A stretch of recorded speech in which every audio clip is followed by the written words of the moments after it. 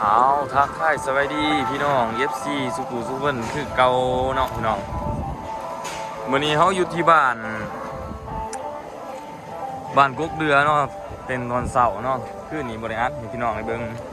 เนื่องจากว่าเมื่อยหลายเนาะตอนนี้น้องๆเฮากำลังเก็บเครื่องเนาะบางคนก็แต่งหน้าแต่งตาเนาะคนก็พับผ้าพับแพร่เนาะพี่น้องเนาะตอนนี้นั่งแต่งหน้าพี่น้องหางเครื่องแต่ละคนกำลังแต่งหน้าเนาะโอ้หน้าบ่แรงบ่มีแห้งยางเลยพี่น้องเลยนี่คือสาวหนูหน้าสาวหนูบานหน้าเนาะพี่น้องโอ้ยอันนี้สาวกี่กับบานหน้าคือกันเนาะหน้าบ่แรงบ่มีแห้งยางเพิ่นว่าโอ้ยสายยาเนาะคืนนี้ก็เต้นเอาแถววาเนาะพี่น้องเนาะแต่ละคนนี่ก็พากันอาบน้ำอาบทาเนาะยังผู้เดียวพี่น้องผู้สั้นกับตุ๊กเนี่ยผู้ท่านอาบน้ำเนี่ยตรงช่วงแมนคากนะผู้สั้นกับตุ๊กนี่ผู้ท่านได้อาบน้ำคากนั่นอาบเลยวะพี่น้องนี่ก็อาบน้ำเดียวอ้าวนี่คือน้องสาวตาลำเนาะคลิปเพิ่นนี่เอาลงถ่ายเพิ่นลงนี่คลิปเพิ่นนี่ฟีดได้คนเบิ่งนี่รับ2,000 3,000นี่เนาะคือว่าสมควรเนาะ2น้อยๆของเราห่วงเนาะไม่ได้พอกันเด้ออยู่บ้านห้วยเศร้าเมืองคุ้งเสดุลมาสมมาเสียเด้ออย่าลืมฝากคิดฮอดคิดถึงน้องๆเด้อพี่น้องเด้อ FC ทั้งฝั่งไทยเนาะมื้อนี้แต่งหน้าแรงคือเก่าพี่น้องเพราะว่านี่อัดให้เบิ่งบ่เบิดเนาะเนื่องจากว่าฝ่ามน้ำไม่ลบเวลาแน่ไปลอยเลยพี่นี่ขึ้นสิแล้วเนาะสาวจุ้มจิ้มเนาะว่านี่ฮักกะอัดอะไรน้อยหนึ่งเนาะอัดไหนน้อยหนึ่งก็เลยฝ่าวขึ้นโดดก่อนพอดีจบคลิปในตอนนั้นด้วยเนาะฝ่าวเนี่ยพี่น้องนี่ก็คืออันนี้สาวจันเนาะโบท่านในแต่งหน้าพี่น้องสาวจันซ้ายโซพี่น้องตัวตึงในวงการเนาะพี่น้องเนาะอันนี้คือ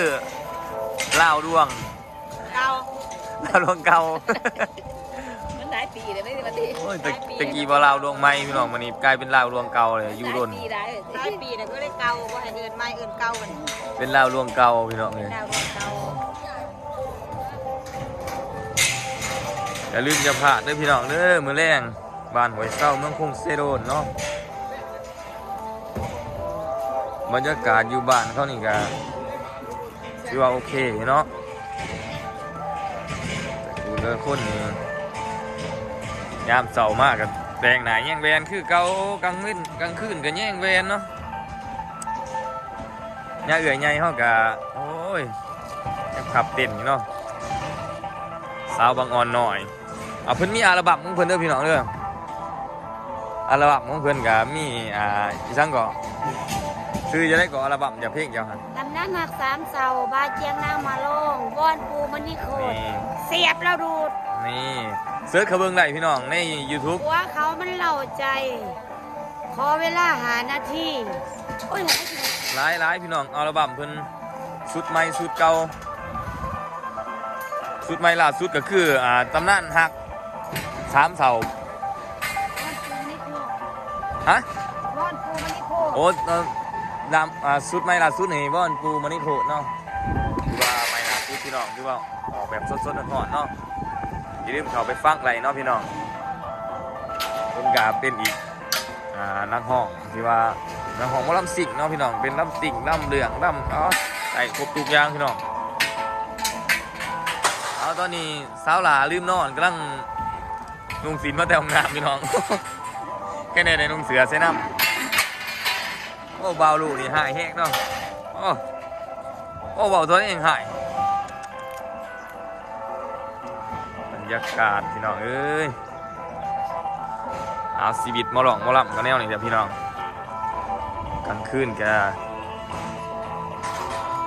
บ่ได้นอนกลางเว้นแกนอนเนาะนอนเป็นนอนกลางเว้นเอานอนพี่น้องเดี๋ยวสิไปให้เบิ่งอีกชุดหนึ่งพี่น้อง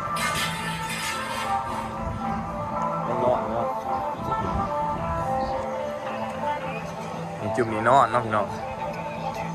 หนาบ่แรงหลังจากตื่นเช้ามาย่ำเช้ามานี่แข็งมากนี่นะอ๋อน้องหนูสวัสด โอ้ยหนาแรงคือกันอีกได้เนี่ย ว่าแล้วนะ โอ้ โอ้ย บอก FC นี่ที่ไปเสีย อยู่บ้านยังก่อน เอ้าบ่จ้างคนบ้านครับ บ้านเศร้ายัง บ้านห้วยเศร้าบ้านห้วยเศร้าเมืองคงเซโดน บ้านห้วยเศร้ามันแสดงมาหาในเรื่องมื้อแรก บอกอีแห้งที่มันสิบ่ได้ยิน คือเก่า โอ้ย จับจองกัน อ่อนให้ดูหลายเนาะพี่น้องเนาะ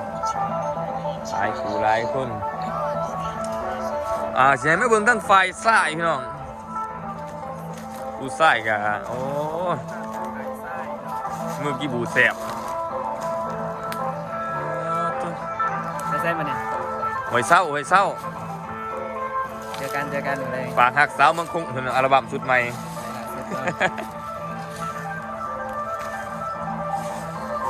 มือกลองเท่านี้โอ้เรียบร้อยผมดีพี่น้องบรรยากาศผมดีเนาะยังดอทากินเขาวน้ำยาคูยาทานเนาะพี่น้องเนาะพี่น้องให้เบิ่งสวมหนาภูที่บ่อาบน้ำย่ามเสาเนาะหน้าบอกคุย ที่คือบ่าวซิรุญา ว่าอาบแล้วนี่อีนะ อาบเลยบ่ผมกูยังเปียกไปกับ แม่เนาะ อ่าง เลิศ มันอาบอยู่บอกสุริยะ บ่ได้อาบเนาะ กูได้จะได้บ่อยอาบ นี่พี่น้องสวมหนาผู้บ่อาบน้ำย่ามเสาเนาะก็สิประมาณนี้พี่น้องต้อง กูกระทายกูกระกูดีแต่กระทั่งว่าพี่อมช้าเนาะคุณมึงเนาะ สูตรเจ๊เอื่อยคือนี่โอ้ย โคตรบ้า เงเอิญก็เก่งใจทรงผมแล้วเนี่ยอันเมื่อคืนนี่หันผู้บ่าวบ่ได้เขามาหาบ่ บอไปหาเขาเองเนาะที ฮะไปหาเขาเองอ๋อจะขึ้นมาเลิศแท้เอื่อย มาส่งผอมเนาะ เลิศมาสวน มาส่ง เขาเอียงมาส่ง กระบะเขาสุก โอ้เมื่อคืนนี่พี่น้องเพิ่นเห็นผู้บ่าวเมื่อคืนนี่ ว่าต้องชมปูนมั้ง เพิ่นเห็นผู้บ่าวเขาเพิ่นก็ได้ถือใจเพิ่นก็ได้ไปน้ำเขาพี่น้อง ใจค่อยไปต่อ ไปอันนี้เขาก็มาส่งเพิ่น ก็คือ เขาตัวเพิ่นพี่น้องเขาว่าสิ แบบบอสักลายเนาะ ไปน้ำเพิ่น หัวสักหลาย ก็คือแบบ เขาเถื่อเขาตัว ก็คือเขาเคยมาหับก็คือแหละกำลังมาคืน โอ้พวกมาคือนี่เนาะโอ้พี่น้องเอ้ยนี่คือสาวฟ้าใส เปิดซดคืนนี้เนาะทุกคน โอ้ยปานนี้ก็สดอยู่นี่ แก้วซิกแก้ว โหโพดเด้ เลิศเลยเลิศ จะเชื่ออยู่ว่าเพิ่นสดนี่ แล้วมันหมู ให้ฟังเสียงตดบ่หันตดบ่ ต้องยุบทุกคนยันลังหาเขาจะ ฟังเสียงตดนี่ดังซี หาพี่ ตะกี้ซีเนาะ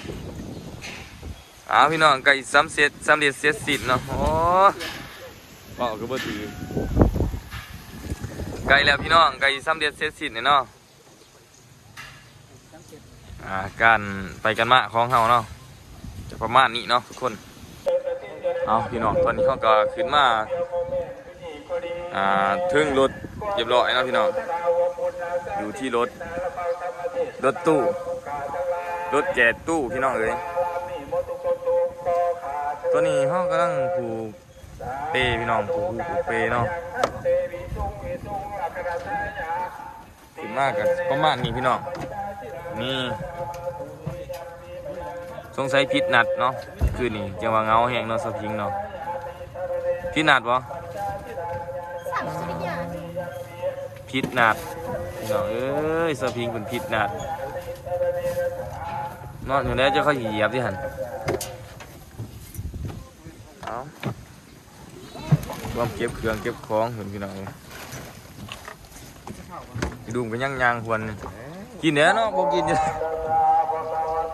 เอาหลายขู่หลายคนเนาะ กำลังขึ้นมาพี่น้องเลยตอนนี้เฮาก็หากินข้าวอยู่เนาะพี่น้องยังหากินข้าวกินปลาเนาะจังไงเดินทางต่อเนาะอย่าลืมเด้อพี่น้องเด้อมื้อแรงอยู่บ้านห้วยเศร้าเนาะอย่าลืมกดไลค์กดแชร์เพื่อเป็นกำลังใจเนาะถึงสิบ่ได้มาเบิ่งไว้ตัวจริงตามแต่เนาะเดี๋ยวเบิ่งในคลิปเนาะไปกันมาพวกเราไปอย่าลืมอย่าฝ่าเปิดเผาเรื่องเด้อพี่น้องเด้อกับการถ่ายคลิปกันยามเช้าเนาะว่าพี่น้องเฮาเฮ็ดหยังแหน่เนาะอย่าฝ่าเบื่อกันเด้อพี่น้องอย่าลืมกดติดตามไว้เนาะคลิปนี้ก็ขอขอบใจทุกคนเด้อที่เข้ามาเบิ่งเนาะขอบคุณหลายๆเด้อพี่น้องเด้อ